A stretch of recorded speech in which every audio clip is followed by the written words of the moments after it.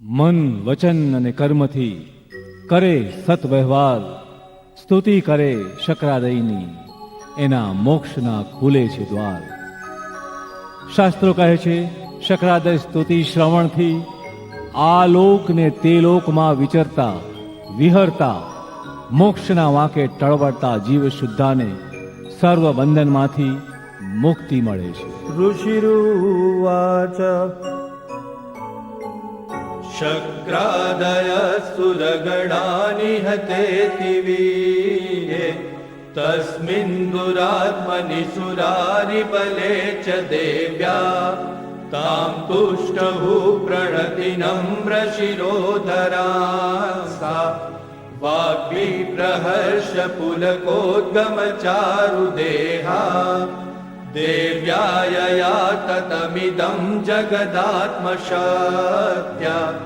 निशेषदेवगणशक्तिसमूहमूर्त्या तामम्बिकामखिलदेवमहर्षि पूज्यां भक्त्या नतास्म विदधातु शुभानि सान यस्या प्रभावमतुलं भगवाननन्तो ब्रह्माहरश्च नहि वक्तुमलं बलं च सा चण्डिकाखिल जगत्परिपालनाय नाशाय चाशुभभयस्य मतिं करोतु या श्रीस्वयं सुकृतिनां भवनेष्वलक्ष्मी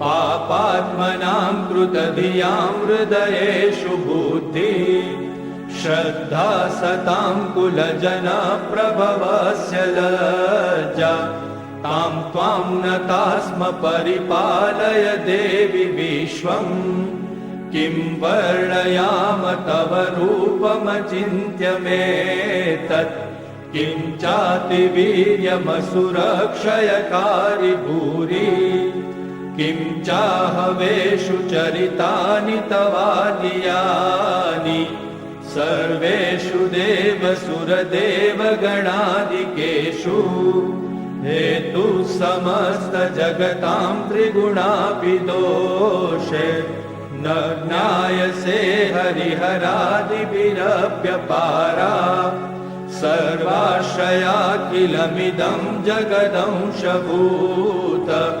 मव्याकृता हि परमा प्रकृतिस्त्वमाद्या यस्या समस्तसुरता समुदीरणेन तृप्तिं प्रयाति सकलेषु मखेषु देवी स्वाहासि वै पितृगणस्य च तृप्तिहेतुरुच्चार्यसे त्वमत एव जनेष्वधा च या मुक्तिहेतुरविचिन्त्य महाव्रतात्वमभ्यस्यसे सुनियतेन्द्रियतत्त्वसारै मोक्षार्थिभिर्मुनिभिरस्तसमस्तदोषे विद्यासि सा भगवती परमा हि देवी शब्दात्मिका सुविमलर्यजुषां निधान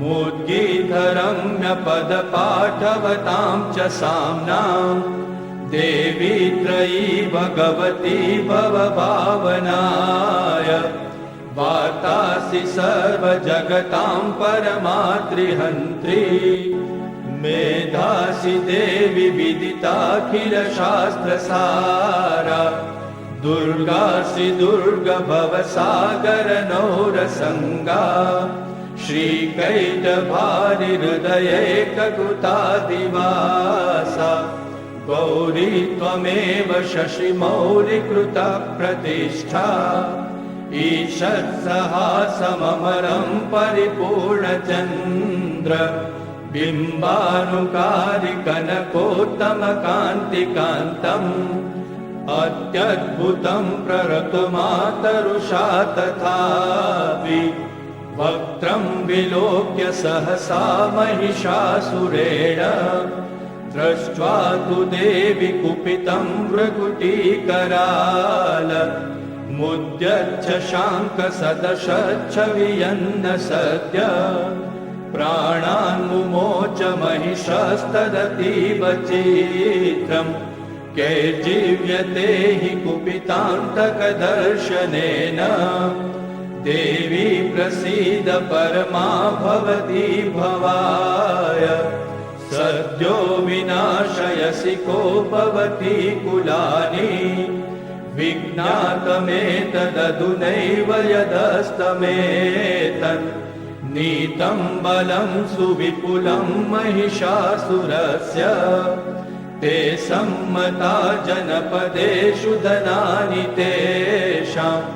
तेषां यशांसि न च सीदति धर्मवर्ग धन्यास्त एव निभृतात्मजभृत्यदारा येषां सदाभ्युदयदा भवति प्रसन्ना धर्म्याणि देवि सकलानि सदैव कर्म व्यक्त्यादृतः प्रतिदिनं सुकृती करोति स्वर्गं प्रयाति च ततो भवति प्रसादा लोकत्रयेऽपि फलदाननु देवि तेन दुर्गे स्मृता हरसि भीतिमशेषजन्तो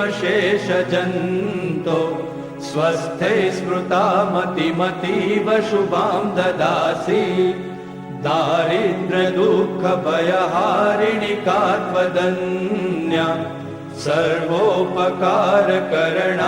सदार्धचित्ता एभिर्हते जगदुपैति सुखं तथैते कुर्वन्तु नाम नरकाय चिराय पापम् सङ्ग्राममृत्युमधिगम्य दिवं प्रयान्तु मत्वेति नूनमहितान्विनिहंसि देवी दृष्ट्वैव किन्न भवति प्रकरोति भस्म सर्वासुरानरिषु यत्प्रहिणोषि शस्त्रम् लोकान् प्रयान्तु रिपवोऽपि हि शस्त्रपूता इत्थं मतिर्भवति तेष्वहितेषु साध्वी खड्गप्रभानिकरविस्फुरणैस्तथोग्रे शूलाग्रकान्तिनिवहेन दशोऽसुराणाम् यन्नागता विलयमंशुमदिन्दुखण्ड योग्याननं तव विलोकयतां तदेतत् दुर्वृत्तवृत्तशमनं तव देवि शीलम् रूपं तथैतदविचिन्त्यमतुल्यमन्यैः वीर्यं च हन्तृरुतदेव पराक्रमाणा वैरिष्वपि प्रकटितैव दया त्वयेत्थम् केनोपमा भवतु तेस्य पराक्रमस्य रूपं च शत्रुभयगायति हारिपुत्र चित्ते कृपा समरनिष्ठुरता च द्रष्टा त्वय्येव देवि वरदे भुवनत्रयेऽपि त्रैलोक्यमेतदखिलं रिपुनाशनेन त्रातं त्वया समरमूर्धनि तेऽपि हत्वा नीता दिवं रिपुगणा भयमप्यपास्त मस्माकमुन्मदसुरारिभवं नमस्ते शूलेन पाहि नो देवी पाहि खड्गेन चाम्बिके घण्टास्वनेन नः पाहि चापज्जानी स्वनेन च प्राच्यां रक्ष प्रतिष्ठां च चण्डिके रक्ष दक्षिणे ब्राह्मणेनात्मशूलस्य उत्तरस्यां तथेश्वरी सौम्यानि यानि रूपाणि त्रैलोक्ये विचरन्ति ते यानि चात्यन्तघोराणि ते रक्षास्मांस्तथा भुवम् खड्गशूल गदादीनि यानि चास्त्राणि तेऽम्बिके करपल्लव सङ्गीनि तैरस्मान् रक्ष सर्वतः ऋषिरुवाच एवं स्तुता सुरै दिव्यै कुसुमै नन्दनोद्भवैः अर्चितां जगतां धात्री तथा गन्धानुलेपनैः भक्त्या समस्तैस्त्रिदशैर्दिव्यै धूपैः सुधूपिता प्राह प्रसाद सुमुखी समस्तान् प्रणतान् सुरान् देव्युवाच व्रियतां त्रिदशा सर्वे यदस्मत्तोऽभिवाञ्छितम् देवाऊचुः भगवत्या कृतं सर्वं न किञ्चिदवशिष्यते यदयं निहतः शत्रुरस्माकं महिषासुरः यदि चापि वरो देयस्त्वयास्माकं महेश्वरि संस्मृता त्वं नो हिंसेथा परमापद यश्च मर्त्यस्तवैरेभिः स्वां स्तोष्यत्यमलानने तस्य वित्तर्धैर्विभवैर्धनदारादिसम्पदां वृद्धये स्मत्प्रसन्नात्वं भवेथा सर्वदाम्बिके ऋषिरुवाच इति प्रसादिता देवे जगतोऽथे तथात्मनः तथेत्युक्त्वा भद्रकाली बभूवान्तहिता नृप इत्येतत्कथितं भूप सम्भूता सा यथा पुरा देवी देव शरीरेभ्यो जगत्त्रयहितैषिणी पुनश्च गौरीदेहात् सा समुद्भूता यथाभवत् वधाय दुष्टदैत्यानां तथा शुम्भ निशुम्भयोः रक्षणाय च लोकानां देवानामुपकारिणी तच्छृणुष्व मया ख्यातं यथावत् कथयामि ते इति शक्रादयस्तुति सम्पूर्णम् कृष्णेन रजसा वर्तमानो निवेशयन्नमृतं मर्त्यं च हिरण्ययेन सविता रथेन देवो जाति भुवनानि पश्यन्न सूर्याय नमः ॐ भीमन् देवा असपत्नघो सोमध्वं महते शक्राय महते ज्येष्ठ्याय महते जानराज्यायेन्द्रस्येन्द्रियाय इमम मुख्यपुत्रममुख्यै पुत्रमस्यै वेश एकवो मे राजा सोमोऽस्माकं ब्राह्मणानाघो राजा चन्द्राय नमः ॐ अग्निर्मूर्धा देवाः ककुत्पतेः पृथिव्याः अयम् अपाघुरेताघोषे जन्वते भौमाय नमः ॐ उद्बुद्ध्य स्वाग्ने प्रतिजागृहीत्वमिष्टा पूर्ते सद्गो सृजेथामयं च अस्मिन् सधस्थे अद्युत्तरस्मिन् विश्वे देवा जजमानश्च सीदत बुधाय नमः ॐ बृहस्पते अतियदर्जो अरिहा यो मद्विभातिक्रतु मज्जनेघो जधेदयच्छवसरित प्रजा ततदस्मासु द्रविणन्धेश्चित्रम् बृहस्पतये नमः ॐ अन्नात् परिश्रुतो रसं ब्रह्मणा व्यपिबच्छत्रं पया सोमं प्रजापतेः ऋतेन सत्यमेन्द्रियं विपानघो शुक्रमन्धस इन्द्रस्येन्द्रियमिदं पयोमृतं मधो शुक्राय नमः ॐ शन्नो देवीरभिष्टय आपो भवन्तु प्रेतये संजोरविस्रवन्तु नः शनैश्चराय नमः ॐ काण्डात् काण्डात् प्ररोहन्ते भरुखः भरुखस्वरे બિરાજો બાજુ ઢાળીને જમો મારા પ્રેમની થાળી રે બિરાજો બાજુટ ઢાળીને જમો મારા પ્રેમની થાળી રે બિરાજો બાજુ ઢાળીને જમો મારા પ્રેમની થાળી રે બિરાજો બાજુટ ઢાળીને જમો મારા પ્રેમની થાળી રે ભાત રે ભાત ના મેવા બનાવ્યા પૂરી ને પકવાન ભાત રે ભાત ના મેવા બનાવ્યા પૂરી ને પકવાન ભાત રે ભાતના મેવા બનાવ્યા પૂરી ને પકવાન. ભાત રે ભાતના મેવા બનાવ્યા પૂરી ને પકવાન. આરોગો ને મુરારી, આરોગો ને મુરારી. બિરાજો બાજુ ઢાળીને જમો મારા પ્રેમની થાળી રે. બિરાજો બાજુટ ઢાળીને જમો મારા પ્રેમની થાળી રે.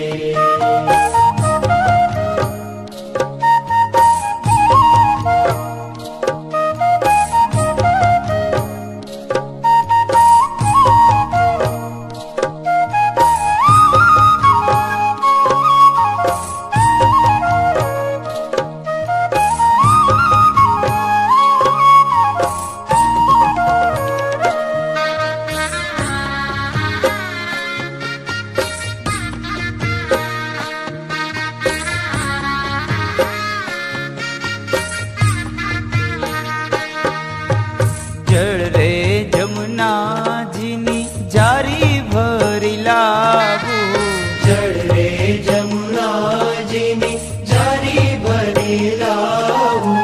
જળ રે જમુનાજીની જારી ભરી લાવું. જળ રે જમુનાજીની જારી ભરી લાવું. આચમન કરો ને મુરારી,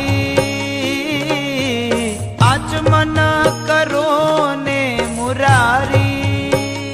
બિરાજો બાજુઠ ઢાળીને જમો મારા પ્રેમની થાળી રે. બિરાજો બાજુટ ઢાળીને જમો મારા પ્રેમની થાળી રે. બિરાજો બાજુઠ ઢાળીને જમો મારા પ્રેમની થાળી રે. બિરાજો બાજુટ ઢાળીને જમો મારા પ્રેમની થાળી રે.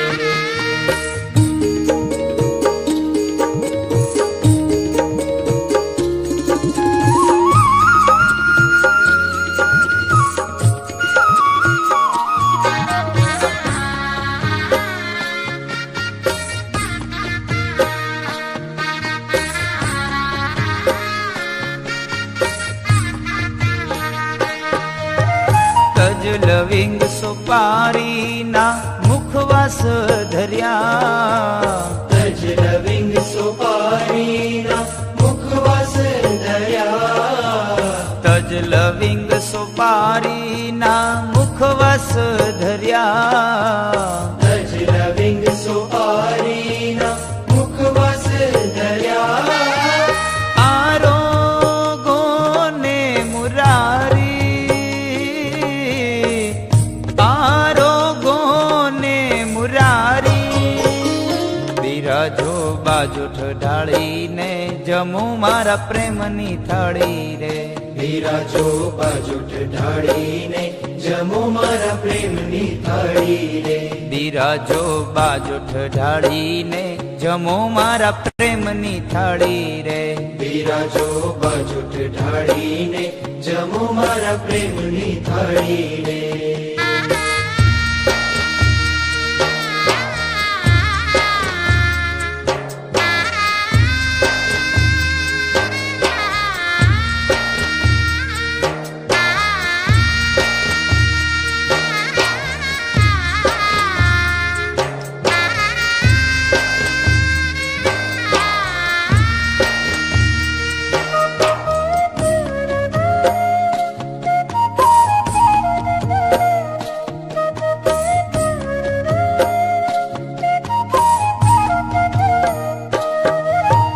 જૂનાગઢની નાત જમાડી થાળી વાટકા દઈ.